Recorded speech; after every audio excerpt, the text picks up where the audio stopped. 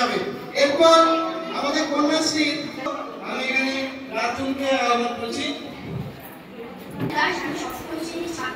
আমি এখানে উপস্থিত শিক্ষক শিক্ষিকা এবং অভিভাবক অভিভাবককে সম্মান যথাসাধ্য সম্মান জানিয়ে আমি আমার বক্তব্য পেশ করছি।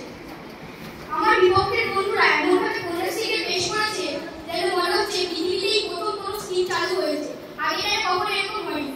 বিদ্যাসাগর, রামমোহন রায়, প্রতিভা ফুলে, রামকৃষ্ণ দেব এরা ছিলেন নারীবাদী। নারীদের শিক্ষিত করে তুলেছিলেন, নারী সমাজের সংস্কার করেছিলেন। এরা বাল্যবিবাহ রোধ করেছিল। এরা কোনোদিনও সস্তা রাজনীতি করেনি। এরা ছিলেন রাজনীতির ঊর্ধ্বে। কিন্তু বর্তমানে কন্যাশ্রী হয়ে